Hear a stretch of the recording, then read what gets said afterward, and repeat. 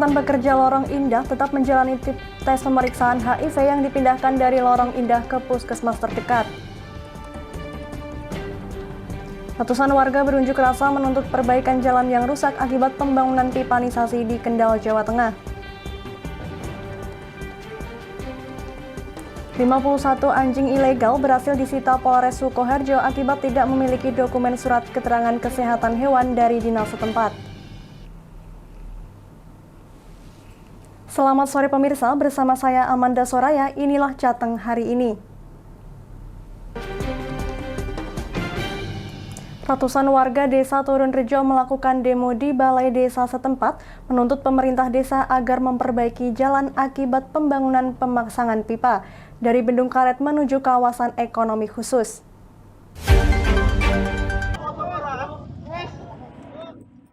Ratusan warga desa Turunrejo melakukan aksi demo di depan Balai Desa Turunrejo, Kecamatan Brangsong, Kabupaten Kendal.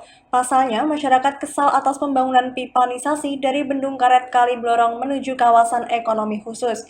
Pipa tersebut melalui lahan pertanian maupun pemukiman. Adanya pipa tersebut membuat jalan banyak yang rusak akibat alat berat maupun galian pipa, sehingga warga kesulitan jika melalui jalan tersebut di wilayah Dukuh Sijaro.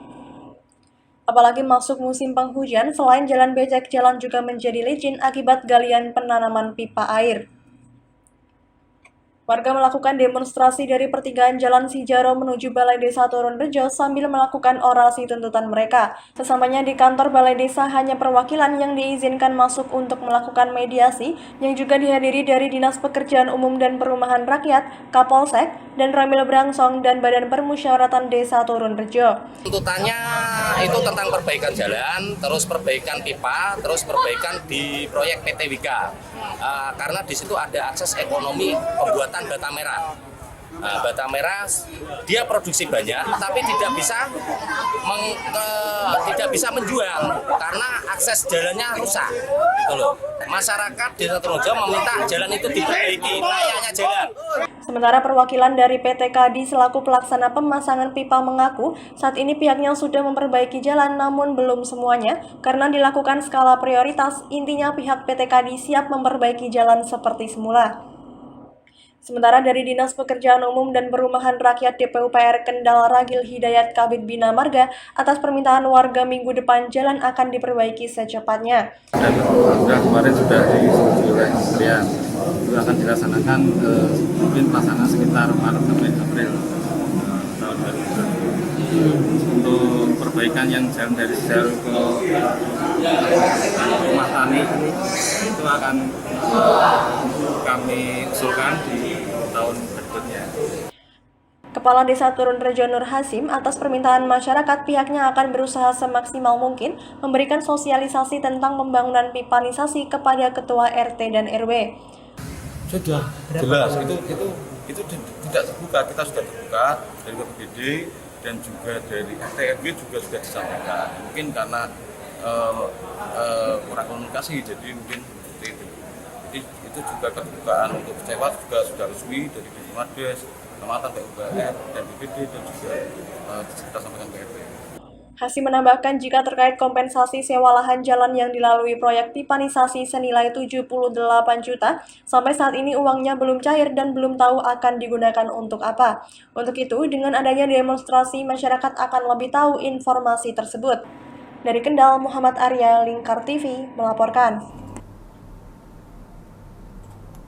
Polres Sukoharjo berhasil menggagalkan pengiriman 51 ekor anjing ilegal yang akan digunakan untuk konsumsi. Selain mengamankan seorang tersangka, polisi juga mengamankan puluhan ekor anjing yang masih hidup.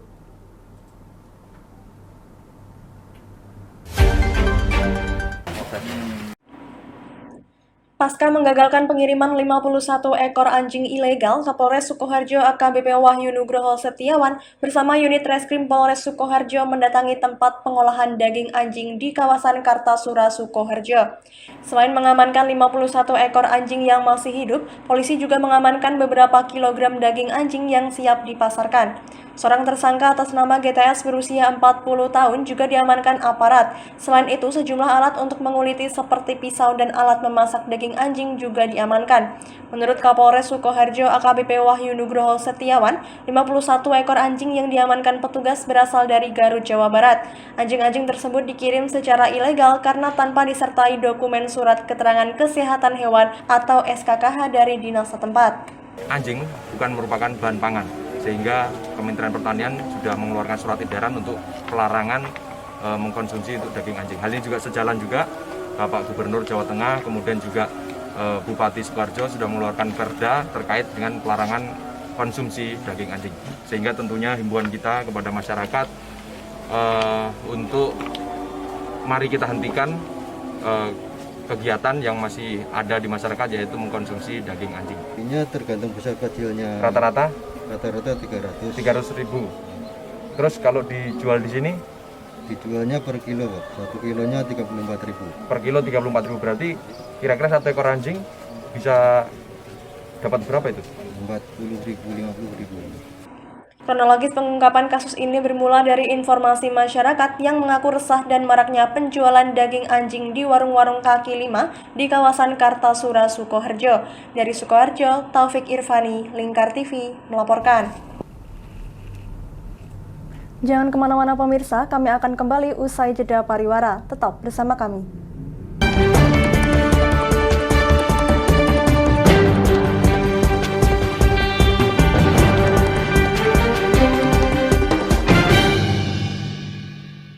Sudah lama kita belajar dari rumah, tidak bertemu teman-teman semua. Biasanya kita belajar bersama, penuh dengan suasana riang. Kangen teman-teman semua yang selalu di hati. Kini tiba saatnya belajar tatap muka, terbatas dan juga aman. Atas izin orang tua kita bertemu lagi, ingatlah hari ini. Kabar bersih, cek suhu jangan lupa, cuci tangan dahulu, jaga jarak selalu, pakai maskermu. Kombinasi pembelajaran berkualitas yang aman juga nyaman bikin orang tua makin tenang. Anak papa, surprise.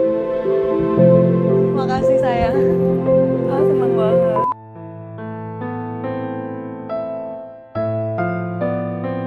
Kadang hidup tak seindah dalam film.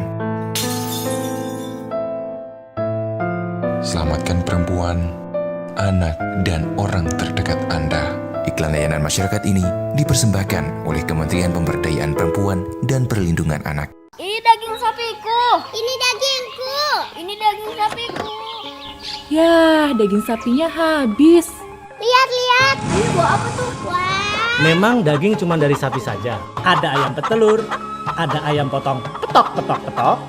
Telur ayam mengandung omega 3 penting untuk protein otak. Ada kelinci, kambing, bebek, burung, dan jenis unggas lainnya. Juga memiliki gizi protein bermanfaat untuk pertumbuhan. Bahkan susu kambing punya segudang khasiat protein kekebalan tubuh. Nah, mulai sekarang peliharalah ternak. Ragam protein bikin otak cerdas. Ternak dirawat, hasilnya bermanfaat. Proteinnya kaya, masaknya bikin mesra. Cie. Ayo santap masakan kaya protein. Ayo konsumsi ragam protein secara rutin dan lestarikan ternak lokal. Ayo, sukseskan keragaman protein.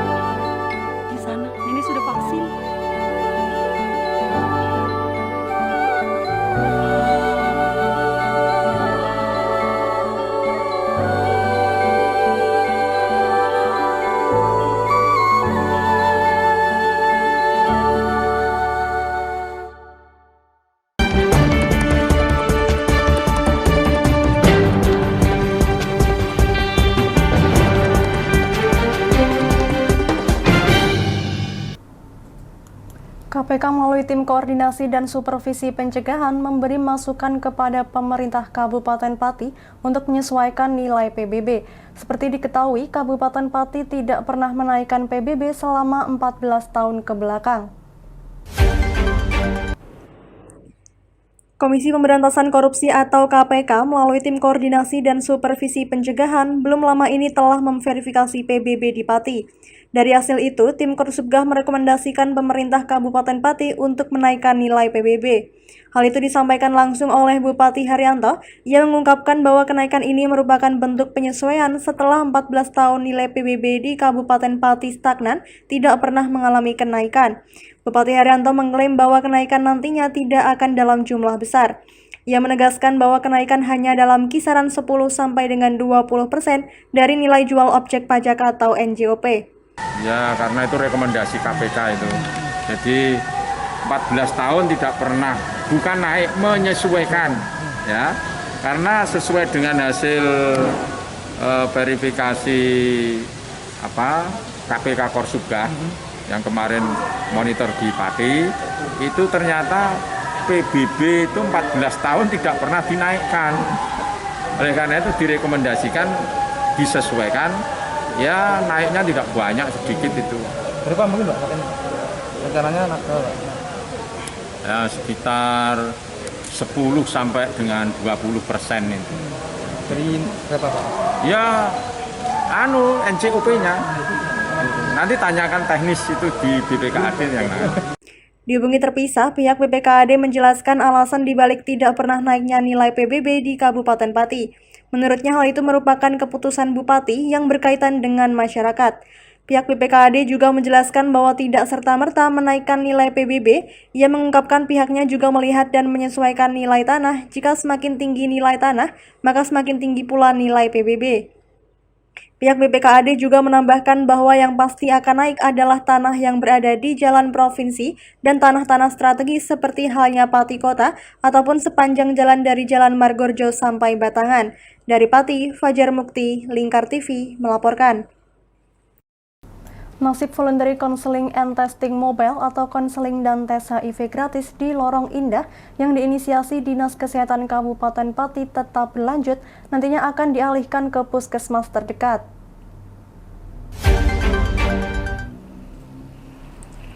Meski Lorong Indah tutup, kelanjutan program konseling dan tes HIV gratis kepada pekerja di Lorong Indah tetap berlanjut. Hal itu disampaikan langsung oleh Dr. Joko Laksono, Kabid Pencegahan dan Pengendalian Penyakit Dinas Kesehatan Pati. Dr. Joko mengaku sempat ditanya oleh Bupati Pati Haryanto mengenai kelanjutan program VCT Mobile jika Lorong Indah ditutup. Mengenai hal itu, Dr. Joko menjawab jika VCT Mobile akan dialihkan ke puskesmas terdekat. Lebih lanjut, ia mengungkapkan bahwa metode yang akan dipakai adalah dengan mengandalkan kontak person para mantan pekerja Lorong Indah.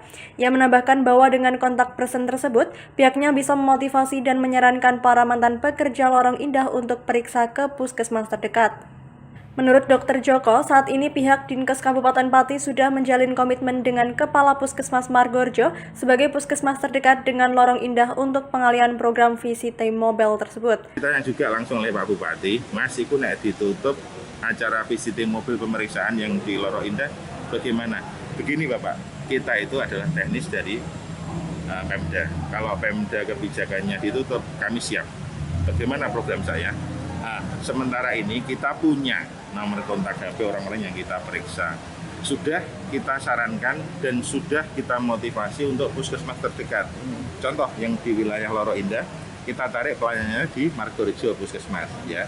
Dengan sudah ada komitmen dengan Kepala Puskesmas dan pelayanannya memang kita nanti VCT mobilnya bagaimana kan begitu.